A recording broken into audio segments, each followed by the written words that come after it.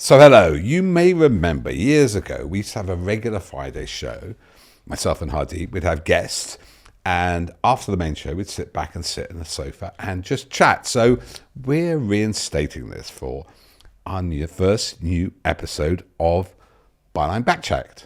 Indeed, we've missed it. The Friday show, we used to talk to so many of our contributors and just come up with so many interesting ideas. So we've really missed it, and we know that some of you have as well. So welcome to Byline Times Backchat. This will be a monthly news show in which Peter and I will discuss all that is relevant about our monthly print edition just after it's gone to press.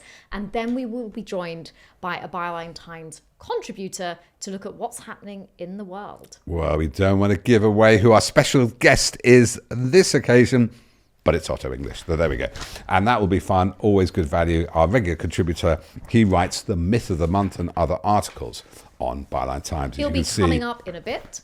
But first, Peter, should we have a quick look at this April edition of Byline Times? So the Byline Times print edition, for anyone who doesn't know, is published monthly, and it's your subscriptions to this newspaper which funds all of our independent investigative journalism. And since November, we've also been available in the shops, and that was a big moment for us. Peter, November, year and a half ago, yes, so 18 months ago, You're right. Yeah, nearly all the major supermarkets, WH Smith and independent news agents will run it. And you can see the front page here, mob rule, and we'll have a closer look at that and a PDF in a moment.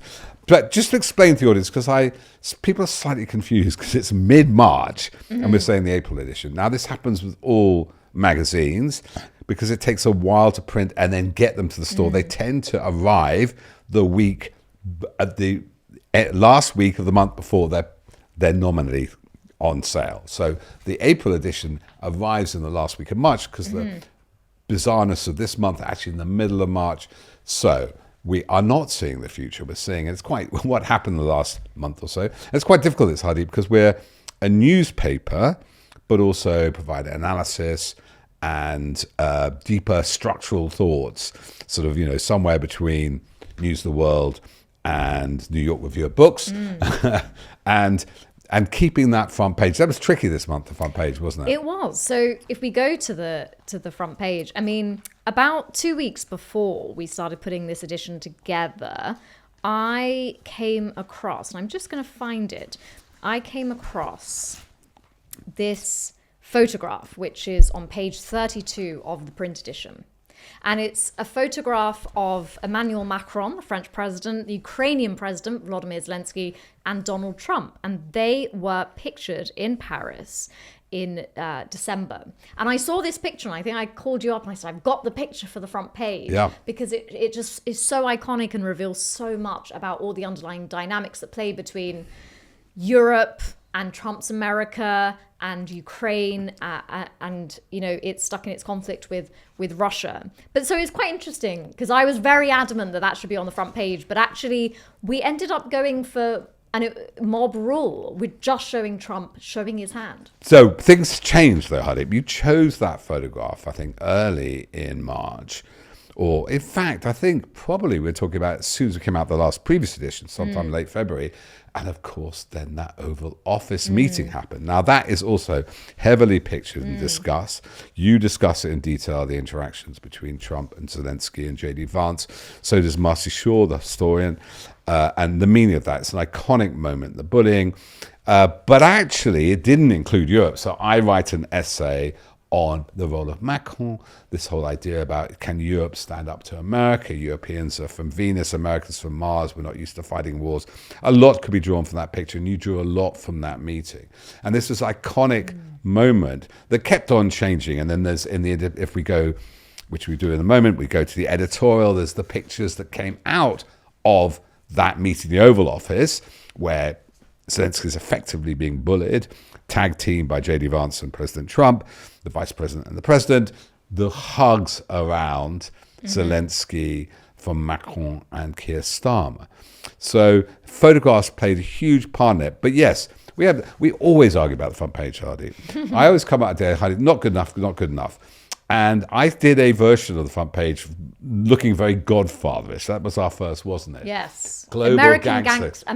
gangster. But we went for mob rule, which was your idea, Peter. And I really liked it because not only because the picture and also something that's been much commented on, this notion of the mafia boss. You even say in your essay, Trump appears in the guise of the mafia boss, which I think is a really apt way of putting it. But also mob rule. It's about, when you look it up, it's about populism Yeah. and also actually its definition is about a system of governance which involves violence or aggression. So I think there was something very relevant about calling it mob rule, and the entire style of the front page was sort of this nod to something very American, which is the sort of Godfather element of it. Yeah. We got trumped a bit because we came up with the American Gangster, and then The Economist ran a kind of Reservoir Dogs, the Don, right? And then things moved on because it was more than, the whole, I think this whole mob rule, the whole extortion, the deal that he was offering, the Middle Earth deal, it became a bigger thing. So I think and then finally, you just wanted the plain war picture, wasn't it? Where originally I'd sort of treated it, looked very Godfather, black, the three of them. You say, no, go to the original picture. And then one of our designers probably could just cut out Trump himself with this hand. Yeah, and then we came up with this sub-hand, is Trump overplaying his hand, which is a thing. Which I think is really interesting to discuss. And the central essay, which happens to be my own, but very much in conjunction with the academic Brian Klass, who's also the author of A Fluke, which is his latest book. Really, really fascinating insights from him about how reality may well catch up with Donald Trump. I mean, it seems like it won't, because how can it ever really? But he was saying that when people viscerally feel some of the consequences of what Trump is doing, cutting back government agencies, getting rid of DEI, just a general populist approach, which is baked with a flavor for risk, that will start to bite. And so this notion of, is Trump overplaying his hand? I mean, even in the meeting with Zelensky, this notion of, it was a spectacle, and it achieved its purposes in terms of spectacle, in terms of a hyper-masculine show of MAGA strength. But there was already a sense by the time that Zelensky was ordered to leave the White House that perhaps, how was this in America's interest? And several of our writers in this edition raised that question. Were Vance and Trump really looking after America's interest that day in the Oval Office?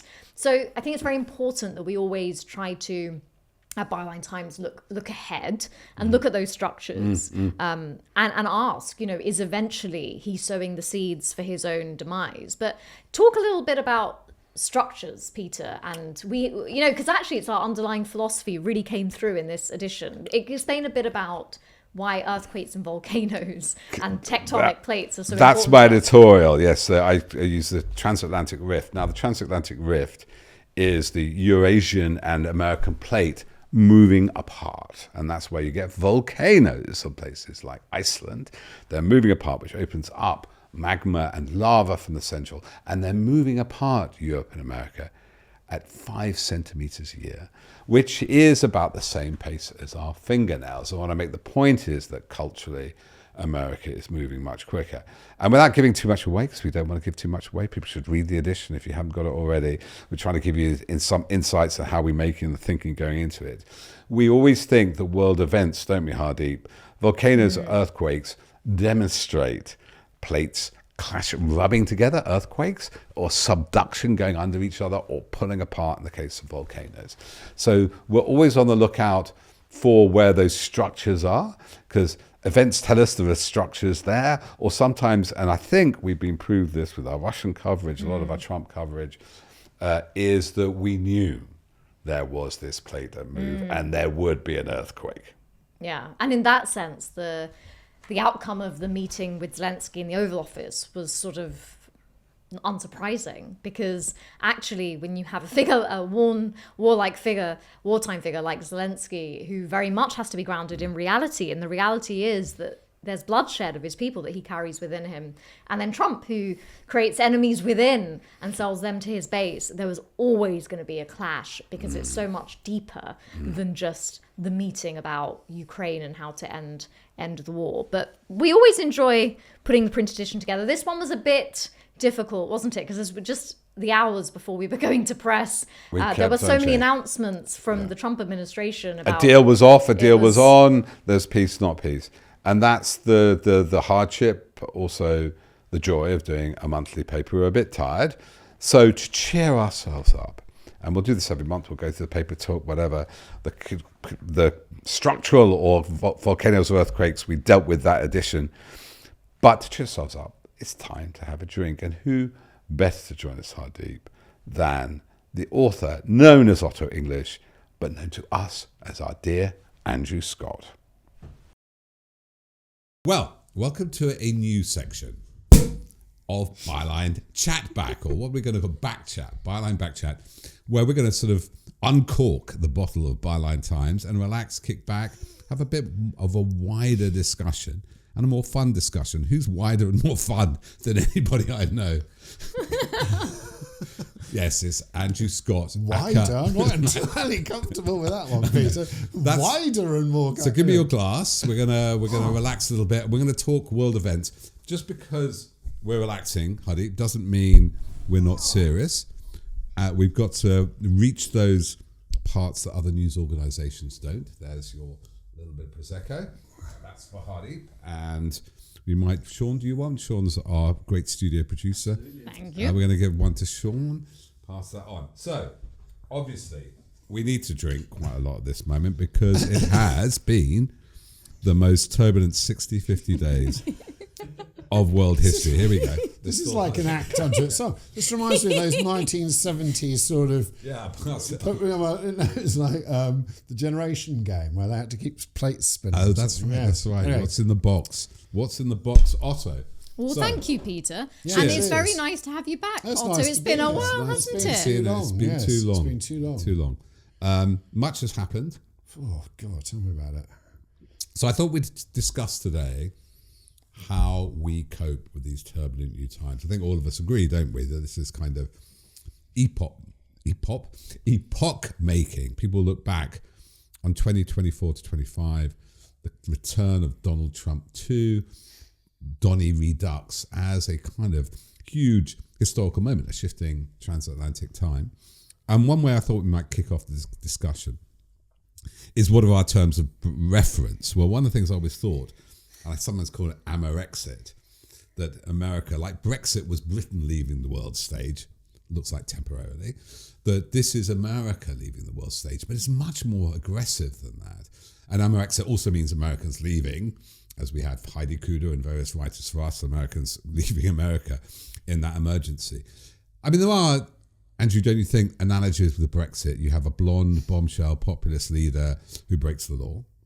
You have kind of the weaponization, the theatre of cruelty with migrants and things like that. We've seen these deportations to El Salvador, isn't it? You have many of the same tunes of populism, which Johnson played a little pipe. Now we have a full marching band of arrant cruelty and populism. Would you agree? Yeah, well, I mean, it's back in the 50s, you had Elvis in America, and you had Cliff here, and you had Johnny Hallyday in France and Belgium. And it's a bit like that, but a sort of crazy, mixed up, violent version of it. And I don't see how America rose back from this. Right. Do you? I mean, I just can't see it. I also think Trump is a symptom of the underlying problems within America, which are many. Yes. And deep, and the country is rotting from inside out, and he's like a lesion on the face of Uncle Sam. I mean, this is what we've got going on. It's something. It's more than just Trump. It's more than just MAGA. There is something deep and rotten in the state of America, and I think that has been largely exposed by the pandemic and the fallout. Right. But also all the years of decay that have preceded it. So you've got this empire crumbling in front of us, and I don't think they can row back from it. And they're sticking these weird sort of MAGA band-aids on this rotting carcass. Gosh, very extreme. It's almost like But I think it is extreme. Yeah. There is nothing in any of our lives that has happened like this in America. America's had some bonkers days in my lifetime. I mean, people forget how divisive, for example, Reagan was. Yeah. And how Or the scary, Vietnam War and the assassinations of the 60s. or I this- can vaguely remember you that. can remember those, Yeah. but some of us are far too young. But the scary bit in the early 80s when Reagan was doing Star Wars and seemed to be, as Nigel Farage would say, poking the Russian bear, his favourite expression. But Reagan seemed to be ramping up the Cold War to a point where we thought there might be a nuclear war in the mid-1980s. Yeah. It was a very frightening time. But this is worse, because this is America retreating from all of the post-war consensus and all of its roles as, for good or bad, as the sort of major dominant world power. And it's scary. It's also a moment of opportunity, because it's also potentially a moment for Europe to come together and for good things to happen. Unfortunately, although I am an eternal optimist, there's a deep bit of cynicism within me that looks at this sort of, cacophony of sound that comes out of Europe, different sounds and different strands. And there's an appearance of unity at the moment in the face of this, but I'm not sure that unity can last. Shall we hold back the Europe thought? Let's just go a bit more on this rotting empire. Sounds like Caligula. Obviously, the Roman Empire survived quite a lot longer than Caligula. Heidi, you've written about this. We discussed this quite a lot. I was going to write about it in this edition, but I didn't. I mention it, which is the huge transatlantic rift, the growing cultural divergence, whether it's effective or not Europe, but it shares a lot of the same value. All those Pew polls show we're growing increasingly secular. We use a lot of public transport. We don't use cars. We don't believe in capital punishment. We don't believe in guns. All those things which are increasingly defining MAGA America. I mean, you went there recently. We both went on a trip, and you were in New York recently, weren't you? You both were in New York recently. Yeah, just before you, I think. Yeah. And obviously New York isn't America. In fact, it's very different from most of America. But I always feel, I was in LA years before, 5 to 6 years before then, was that the infrastructure of America is very creaky. The public works, even the pavements in part posh. And that somewhere it's a very different country. A lot of the MAGA stuff, and we'll get to the pandemic in a moment, a lot of this sort of weird, violent exceptionalism, this annexing Canada, annexing Mexico and Greenland, comes from a profoundly different consciousness in America. I think it's such a vast country, isn't it? I mean, it's really easy to overlook that. And I think you're right. I mean, Britain comparatively, I think there is a lot of social cohesion. And I think we did see that in the pandemic and at other points. But America is so vast. It's so many different states which have completely different cultures and different populations and people. And to unite them under one flag, one banner, one president has seemingly, for all its faults, worked up until now. But, I think it's almost like American exceptionalism has sort of slapped itself in the face because there was for many years this notion of America is the world's democracy, that shining beacon, the free world. But actually what that sort of degenerated into over a number of years, especially under Reagan and Thatcher, was this vast inequality. So yes, the home of ambition and freedom, but what comes with that is this vast inequality and this complete lack of social safety net. Yeah. And so I think what we're seeing now, as you say, Andrew, is sort of that coming to bear. And it's almost like we are exceptional. We are so ambitious and we're the American dream. But what that actually has always been in reality is quite harsh. Yeah. And I think years and years and years and years and years of that now combined with sort of forces that are playing into it and being amplified by it, whether that's the tech revolution and the oligarch, social media, and just politics now essentially not really being about policy and politics, but a visceral expression of people's identities. I think all of that has combined to sort of, as I said, like America's exceptionalism has not worked for many people, but they still hold on to this notion of being exceptional and returning to a point when the exceptionalism sort of was in their favor. So but the whether clue that's is in the name.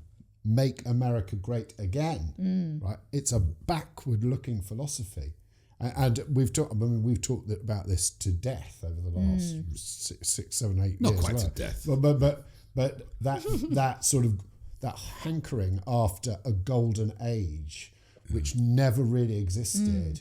You know, the sort of paintings of Norman Rockwell, where there were white picket fences and everybody seemed to be happy, and you know, all of that stuff, which was essentially propaganda. I mean, Rockwell was a propagandist, and yet people really believe that America existed.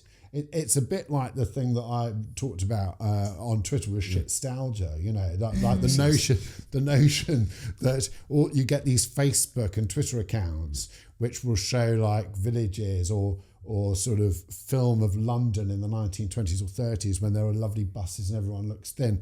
The reason everyone's thin is because they were smoking themselves to death and there wasn't enough food. And the reason that there are lovely buses everywhere is because everyone didn't have cars to the extent that we have now. So this sort of constant looking back of a sort of, you know, misty celluloid era of American greatness that never existed is a fatal path. But it's an idea, isn't it? That they're But waiting to golden capture. ageism is literally as old as civilization. Everybody's harked Greeks back started since it. the Greeks. I see. Yeah, So and it's a before. sort of thing that we do to psychologically comfort ourselves. Yeah, or and to- also everybody feels the past is better, mainly because they were younger, right? Or weren't there. Or weren't there. Yeah. But I just want two things before we get to the pandemic. I think that's really interesting what you said about that.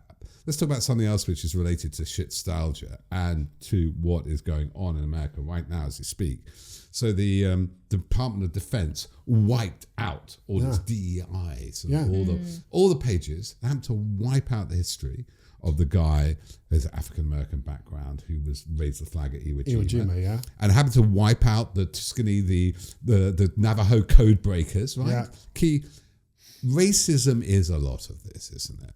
In a way that I don't think British people understand. It hadn't had a civil war, which is partly based around slavery, didn't have Jim Crow, didn't have civil rights. It seems, I'm not saying it's all, because obviously there are prominent members of color, people of color in the Trump administration heading the FBI. But that is a strand of it, isn't it, would you say? And that comes from America's deep divided racial fissures because, you know, you have a country where 10-20% were not voluntary migrants. You know, like 5-10% left of Native Americans who were involuntary occupied. But then you have a large section of American people who didn't go there, tempest-tossed, you know, yearning to be free, were taken there in ships by the British.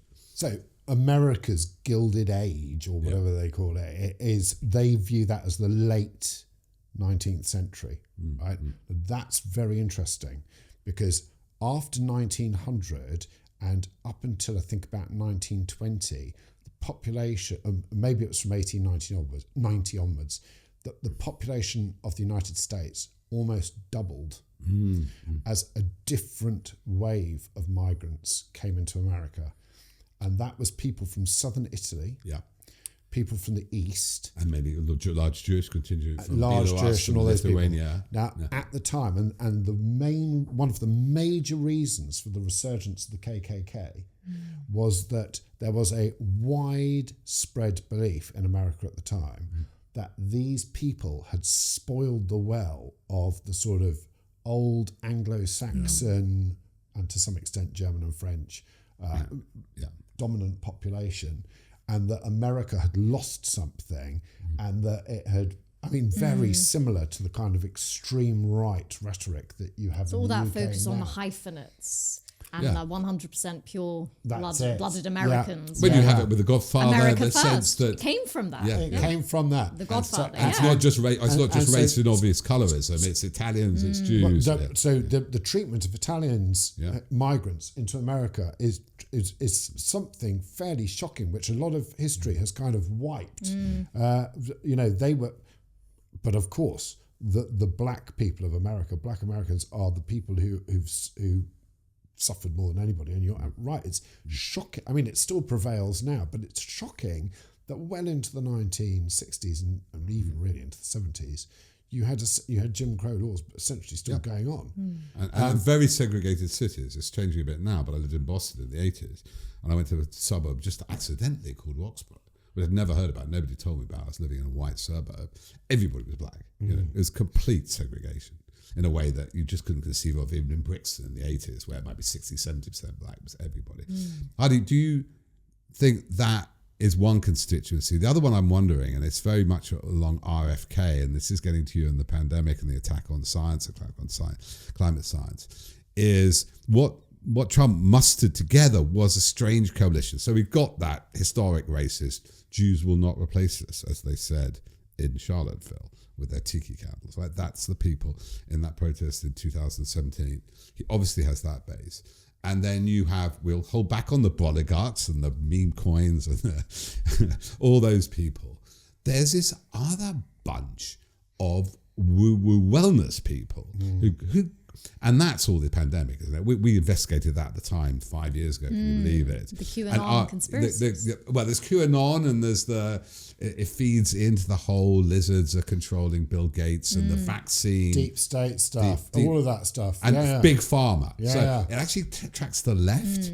You know, I've heard people on the left say, oh, well, what RFK says, you know, we should have more raw milk, or, you know, it's not good to have those things. Meanwhile, people are dying of measles. Yoga influencers. Yoga. I mean, millions of people love yoga and enjoy yoga, but there are some people in the yoga influence community, my other half, Helen, has really recognised this because she's really into yoga, who are tipping well into that.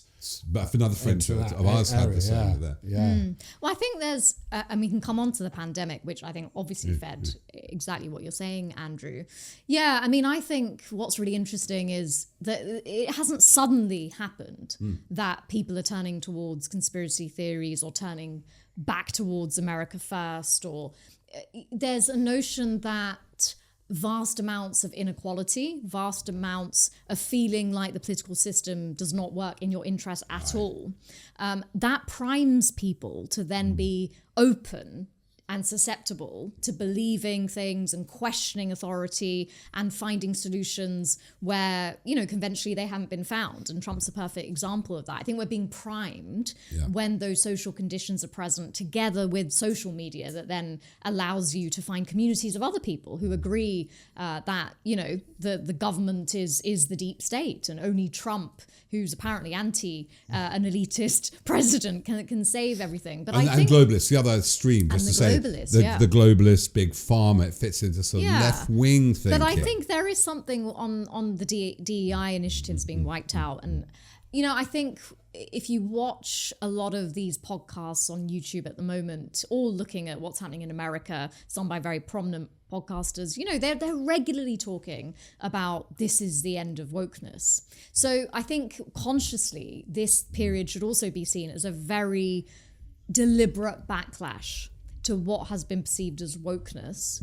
I think it's really difficult because I think a lot of what people class as wokeness is just sort of, you know, rights for people who deserve them. But what's happened is that I think it seeped into the culture in a way that perhaps no one really expected. Less so in the UK, more so in America. I mean, they tried and so it there here, is but it a hasn't worked notion here. now that, you know, one contingent who voted heavily for Donald Trump, sort of young men, you know, this notion that they have not just felt disenfranchised by the system, but the way they are growing up, the way they are dealing with their masculinity and what it is to be a man in America.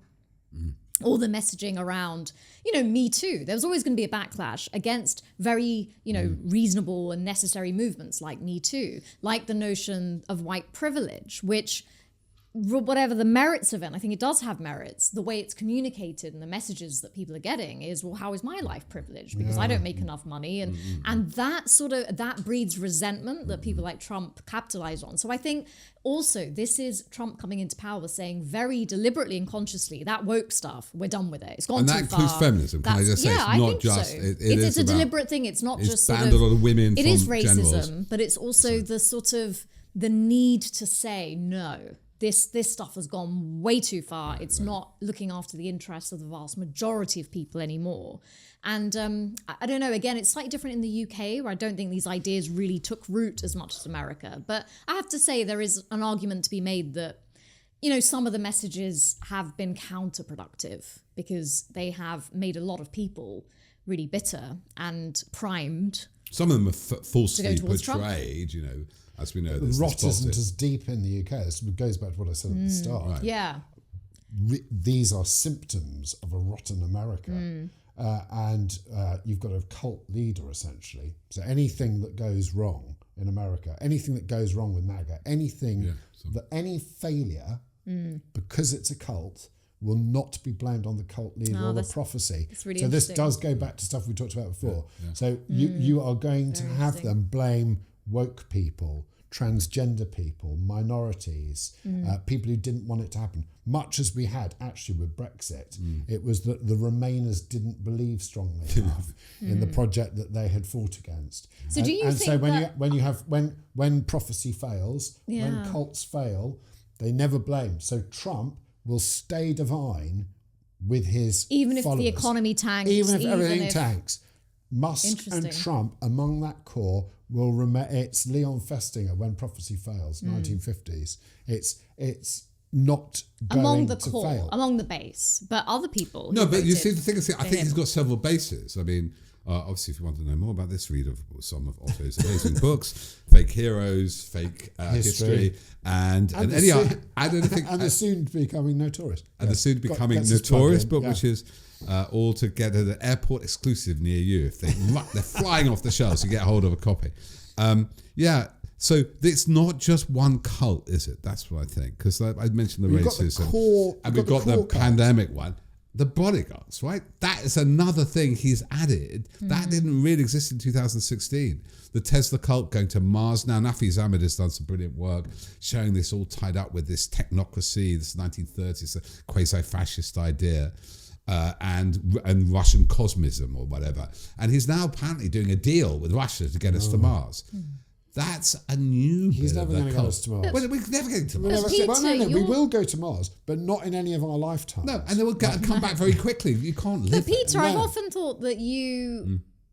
So the analysis from Otto about the cult, and so nothing will be blamed on Trump or Musk. But you've often been a proponent of the view that ultimately reality will trump them. And obviously in this new print edition, that's true. we interviewed Brian Klass, who is the author of Fluke and an academic.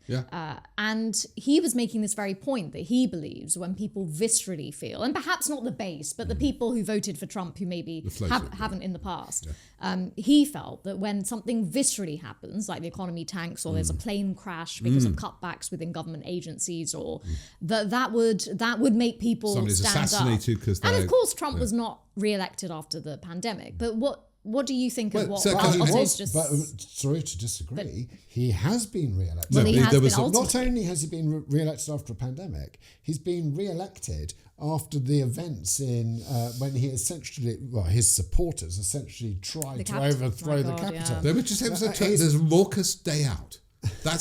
They were just tourists. And this is why I say we're in a different ballgame. I see what you're saying, but you disagree. No. And my other concern is, and I just let me get it out, is this: people like us, and I'm sure many of the people watching, we sit around and we talk about the problems and the disaster unfolding like there's a fire in the kitchen that's spread to the hall and spread to the sitting room. We're all sitting in the bedrooms upstairs and the fire is burning away.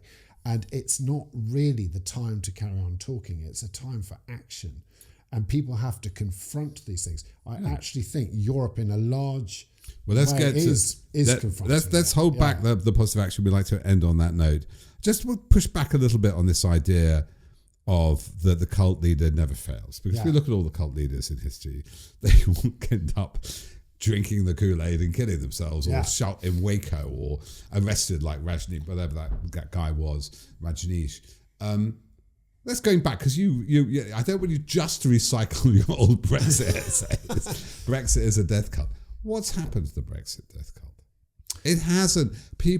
Nobody remembers. Most people are against it now. Farage doesn't want to talk about it. So in that way, I'm saying reality has a way of finding out. FAFO, as they fuck around, find out. We fucked around. We found out. Brexit, nobody likes it now. And there come a point, this is Brian Klass's point, that people go, oh, that Trump, that was bad, that was awful. Cutting USA, trying to invade Canada. I didn't vote for him. Because this is what happened in the Iraq War, So this and is- you're yeah. saying this is happening with So Brexit. I've said this about the Iraq War before, and and I made the comparison with Brexit before. Yeah. And yes, I think that's I might have true. stole it from you. And you did steal it from me. Or maybe you stole it from me. It didn't go unnoticed, Peter. The hardcore Brexiters, Where are they? they're there. Well, they're They're there. vanishing number. Well, you've got the hardcore cultists. Yeah. Then you've got the people who stand in the street waiting for the divine prophecy to happen. The people who stand in the street waiting for the divine prophecy to happen and it doesn't appear are the people you're talking about. Yeah. They are the sort of Brexit interested people. But they who don't voted care for about it. And their whole who probably lost interest. Yeah. They and probably say they never voted for it in the first place. That's what I think. But the hardcore, they still believe in it, and they still think that they were undone by it. There are political that Where do you find them? You must be looking deep under every rock to find this. You don't necessarily hear them, but then Christianity was underground for 200 years before it really took off. Well, it doesn't mean that they're not there. On that, they are severely. Since it's late at night and I've just had another glass of prosecco, not champagne. They are fucked up though, aren't they? by Trump because and Musk. So they are two of the most unpopular people in Europe, in the world. There's nothing appealing. What residual appeal obviously Trump has to his MAGA base. He only appeals to a few reform voters and Nigel Farage, really, and Kemi Badenoch. In the UK. In the UK.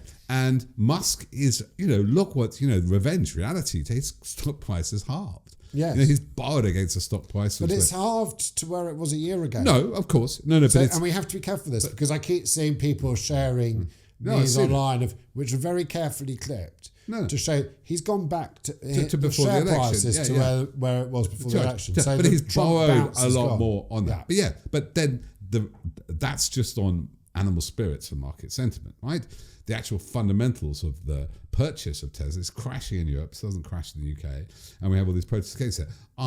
But what I mean is, Nigel Farage could play this game in 2016. I'm mates with Trump, right? He's not mates with Musk. Musk likes Rupert Lowe, or whoever that weird guy is, and the population doesn't like it. So, in the UK. So I don't think.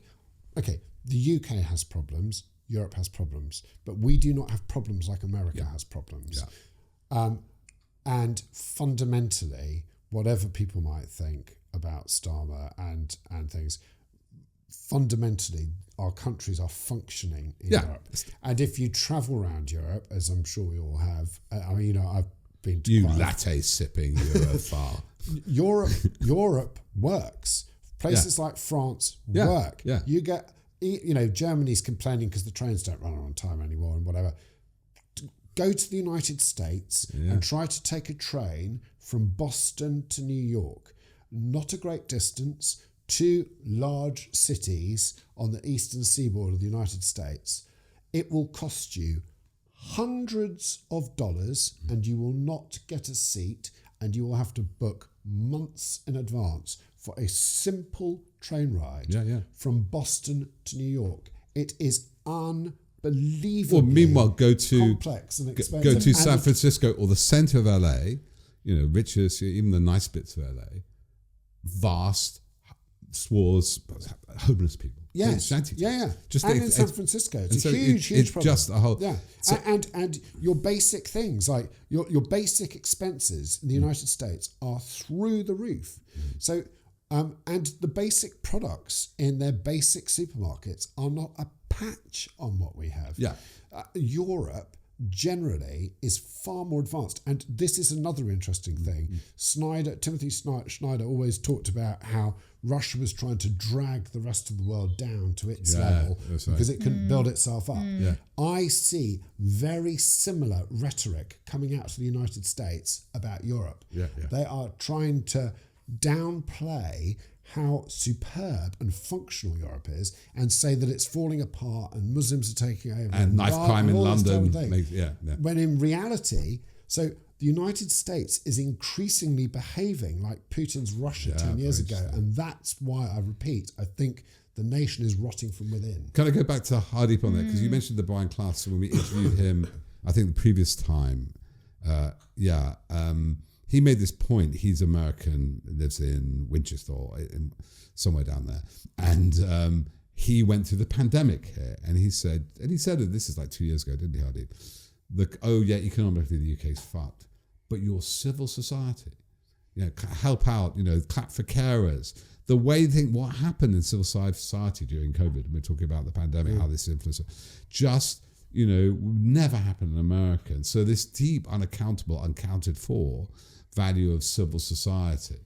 I mean, having travelled about, do you recognise that there is a cohesion in across the European capitals, where they have their problems, everywhere has crime, you have, people not finding a place, but there is that sense of cohesion, which I don't find. Yeah, and I think this notion of the lack of the safety nets is significant because in, Europe, that's more of an established concept. I mean, the NHS in this country is, as everyone always says, it's the nearest you get to a collective religion, right? Yeah. America is vastly different in that respect. There isn't that notion that someone is going to catch me. It's the rugged individualism, I think, is embedded in society. It's internalized.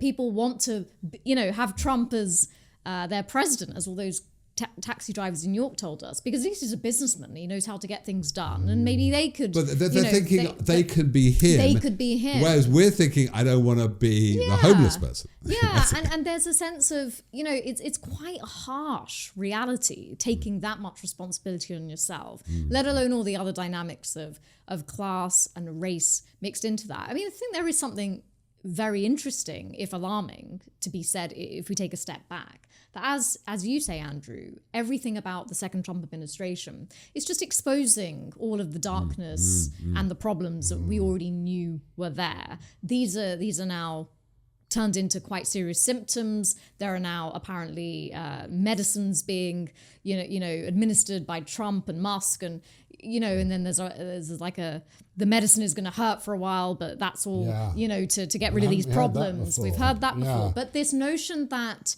in a way, if you step back, as we can, because we're not Americans, it's not our country, to be honest, perhaps it was always going to go through a period like this where it's like a revolution. People are so had enough of this system, which they feel doesn't serve them. There's so much stuff that can't just be unpicked easily because it runs through the fabric of the country. So maybe there was always going to be a time when someone came along and said, I know this doesn't work, does it, guys? Like, let's do something about it. Let's just have Drain the chaos swamp. and let's just fuck it all up for a while. Yeah. I think this is actually a logical step, even if it's alarming and we don't agree with it. But it wouldn't be logical necessarily in Europe now. If Europe suddenly for the moment. So as you know, I've written all those books. You find again and again and again these patterns. All those books, I heard it. Don't think all those books. All those books. Did you hear that, what you Peter? find All is those books. All those bloody books. You find the pattern repeating. So you have pandemics. You have economic discord. Yes. You Inequality have key. Inequality. Peasants' Revolt springs out of that. French Revolution springs out of that. Russian Revolution, to a large extent. Everyone's forgotten the Russian flu of the 1870s and 1880s. Those World War One, to some extent, sprang out of that. The rise of Hitler, to some extent, grew out of the notion of that, not necessarily a pandemic, but I have read studies which have suggested that the pandemic did fuel the rise of the Nazis as well. So you have these patterns, and they, particularly pandemics and particularly economic turmoil, they expose the deeper problems within America. And America is not a functioning society, and they can't really solve it because there's no means to solve it. Well, they had a war last time. They have presidents for 4 years. Yeah. Then you have they think they can put a new bit of cladding on America and that everything's going to be fine. And that's not how it works. What do you think was exposed by the pandemic in particular? That huge inequality in America. Huge. My sister, who lived in San Francisco for I think 15 years, she said to me, the thing with America is, if you're successful, it's the greatest place on earth. If you're failing or if you're falling, it is probably the worst place on earth, because the people around you who are successful are still flying and you're falling, and no one, as you said, there's no one there to catch you. And the problem is that really in America, about 90% of people aren't in that. So they've category. grown massive. It's grown And now massively. we've got social media, which is this where I think it's interesting, because I think it's gone from being just a sort of problem of economic inequality to now psychology, which I argue that politics is now largely an arena into which people are projecting their individualized psychologies. And I think it is social media and this notion that now there is something visceral, a visceral way for people to can own the express libs. the things that are going wrong in their lives, but through a lens of identity And and resentment psychology against elites. and emotionality. Yeah. So it's not just people feeling, oh, you know, I can't even make enough for a week to do this, and other people are in a better position than I am. There's no safety net for me. Now I feel of an evening they might sit down, open up Facebook, Twitter, Telegram, and have a whole load of other people going, well, don't you think it's all those people who've moved in down the road from Puerto Rico? And it's that element, which I'm not saying never existed before, of course it did, but now you could spend hours talking to other people online, Without and any you can check. rile each other up, And can't no you? check on reality, which we would have and I before. think cult-like it's behaviour again. interesting, You know, isn't it's it? cult-like behaviour again. So, I mean, maybe it's not one cult, but it's a series of small cults. Almost like, you know, there are something like 3,000 denominations of Christianity in the United States. Maybe we've got 3,000 denominations of MAGA. I think so. Though. What are your thoughts on that, Peter? My thought is it's they've not made just real economic. cults of themselves, which is one of my favourite. So now I wanted to move to Europe being. I mean, I had lots of thoughts on that. I'm sure we'll be talking about this for years to come. I only have one thought, Otto. You must read this brilliant book, End Times, by Peter Turchin.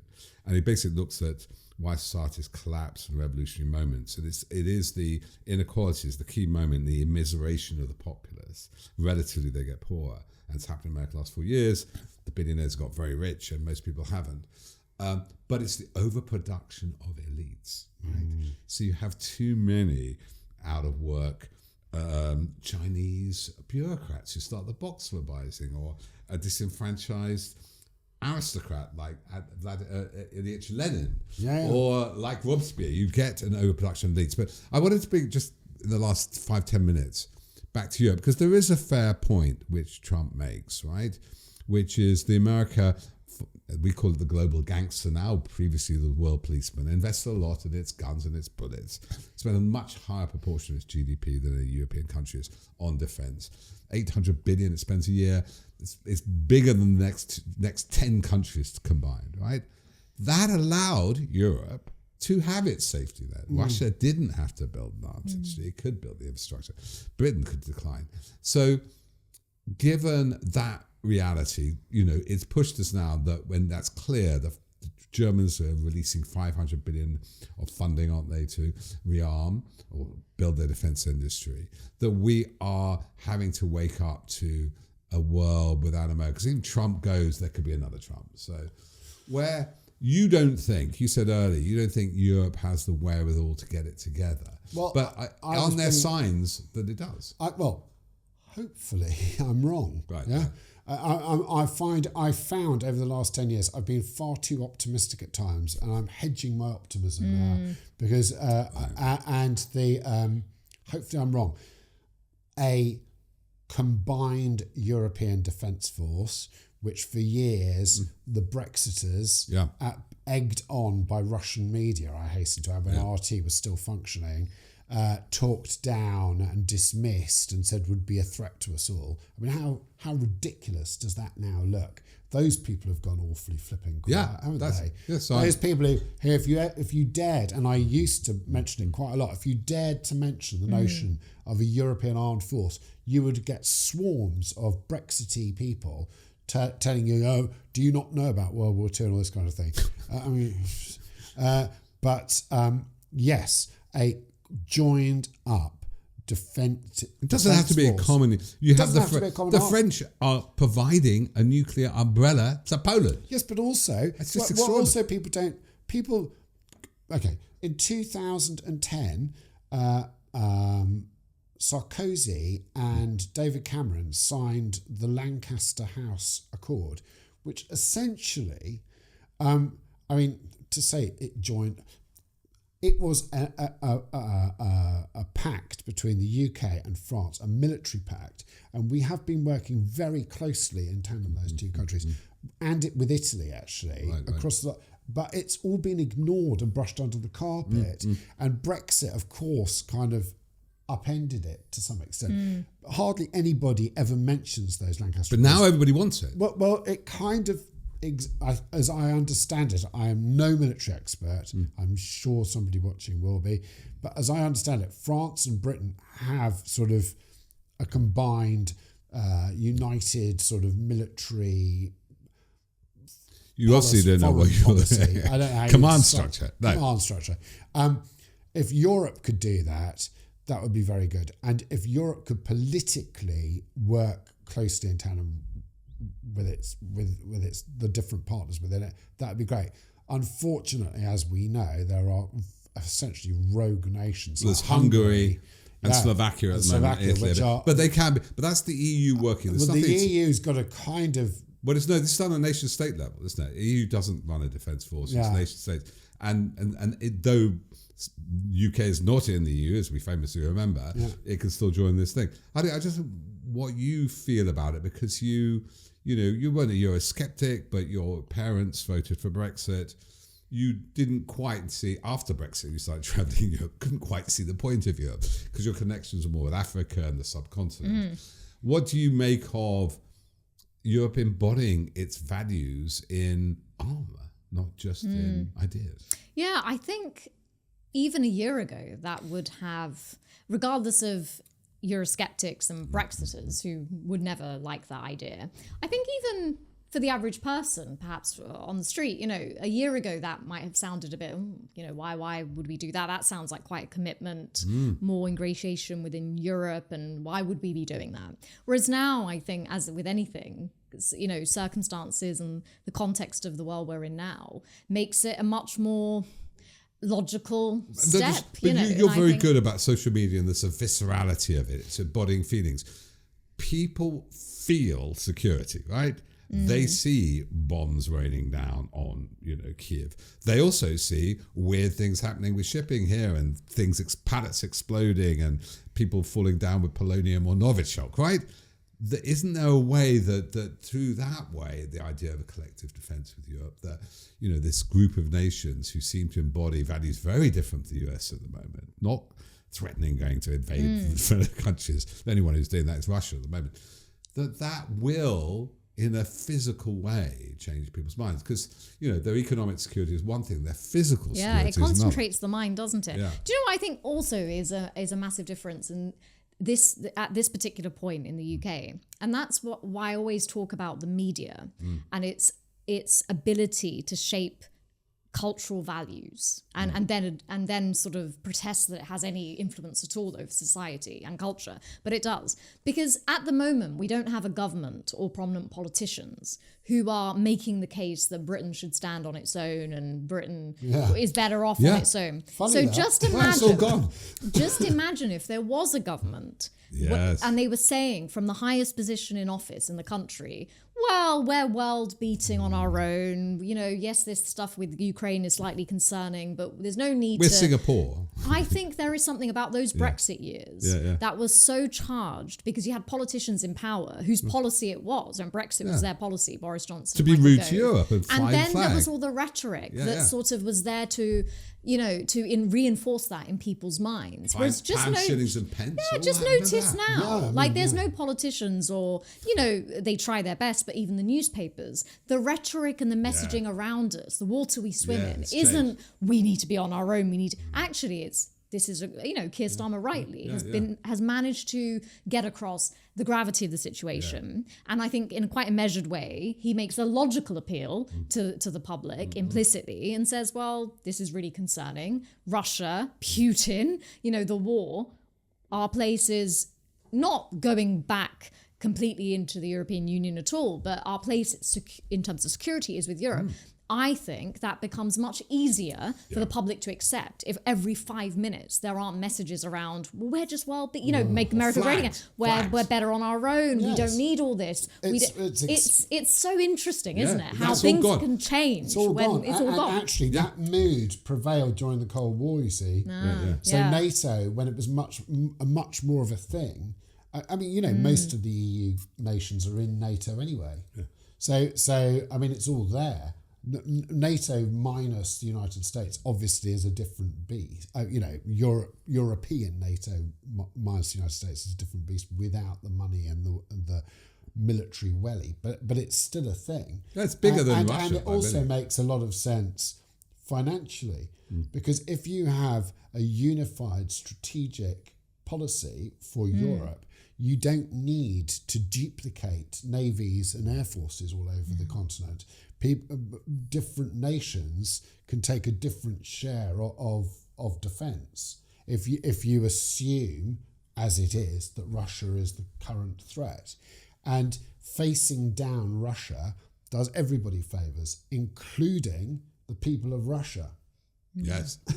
who often get forgotten in all of this. Who protested and got killed. Because, it's in the people of Russia's favour that we all prevail in Ukraine. And it's in their favour too that Putin is exposed for what he is, and that some sort of change happens in Russia. Could I then propose, before I just close, you say you're a pessimist, and Hardeep, you're always sceptical of these things. What's the famous, every crisis is also an opportunity. Yeah. The Chinese word for the ideogram for crisis and opportunity is the same. YG, open door, see mountain, or open window, see mountain, right? We're going to look at the mountain. The mountain is not anymore European Union and common defence, economic stimulus, because that's how America grew out of the 30s. 30s falling apart, depression was rearming, and World War II was very good for it. That in a way, there is open door, sea mountain, quite a bright future somewhere in these turbulent times. Yeah, I mean, I personally, I would be much happier if we didn't spend a single penny on defence or have any armies, and that the world could all live. But I can feel a but. No, there's not even a but coming on. That's it. That's what I would prefer. I would rather live in that world. But the failure of politics, the failure to hold Putin in check and to let him burn away like a fire and to blinker ourselves to it has got the world to this stage. And the failure of America to contain Trump and all that he is now doing to the state, this, as with all things, as with all wars, is a result of failure. So yes, Europe needs to rearm. Yes, Britain needs to do that. And yes, as a result, a byproduct of that will probably be advances in technology and economic stimulus. So those are positives. Just looking for the cloud and the silver. You just don't have to hope that nobody actually picks up a rifle, or it won't even be rifles, that nobody starts fighting. Hardeep, just to end on that thought, do you see opportunities in this? Do you see a sort of clarity after the mask has been ripped off Donald Trump? The mask took a long time to come off Putin, and people rightly were slightly bemused by this slightly technocratic, quite nice guy.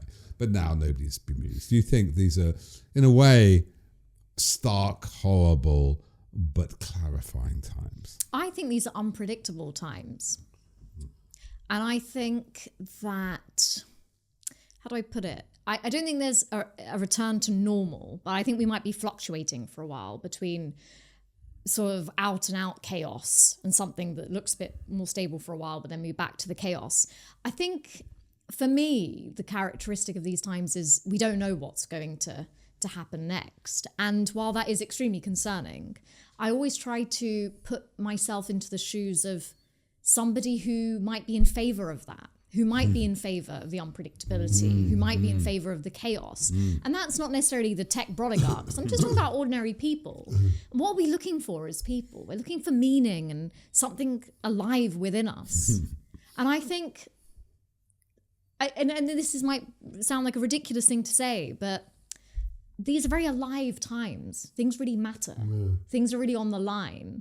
And I think if we can, as I've said before, just in our own lives, just get a bit of distance from all these things, all these world events, this constant circus, then we can really tune into something. It's only when times are so charged that things are really clarified, even if that's sort of a notion of why this chaos might be tempting for people. I think it's a real opportunity on a personal level to sometimes understand ourselves better, even if that doesn't make a difference to the outside. Because you can't really, and I've said this many times in terms of the work we do, I'm not under any illusions that we can sit here and suddenly everything's going to change in the world. It's not. But what we can do is hopefully the people watching might get some better insights as to how to interpret and make sense of what's going on. And that's all we can ever really do. Keep questioning and keep seeing what sort of really gets us going. But yeah. Well, I'm reminded of that great expression, isn't it? Spike Milligan, Armageddon, out of here. The word apocalypse in Greek means tearing away the veil. So an apocalyptic times where structures become clear, where Otto sells more books, where the world in being comes to birth and light. And I think hopefully we'll be there to guide you, and then we'll get Andrew Otto back to guide us further. Any further thoughts on that? Yes, and may we all get through this as we got through the Cold War, and then not forget it. Right? It would be nice to see a Europe that pulls closer together, having been reminded of the threats beyond our continent that are posed to us. It would be nice for America to pull itself back together. It would be outstanding if Russia lost the war in Ukraine and then there was some sort of change in Russia. And if those things all happen and we move forward into a better world, then maybe we've all been reminded. I think we've forgotten so much. Every year people stand in November and we do solemn acts of remembrance for the two wars that hardly any of us can actually remember. And we forget that those were wars about the destruction of cities and the slaughter of millions and millions of people, and in particular the First World War, the slaughter of something like 800,000 predominantly young men in this country who died over really very little. And on that, I have just discovered in the last few weeks that my great uncle Frank was killed in the First World War, aged 18, a week after arriving in 1917.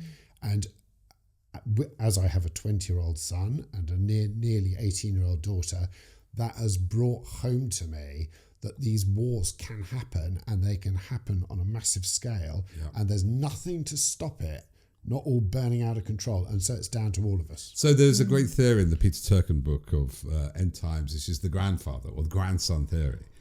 The father fights the war, the son remembers the war, and I think very much of your father and the great legacy. Yeah. He passed new understanding war, and you write a lot about Peter, your father, and the lessons he had in Italy. But the grandsons forget it, and they start all the wars again.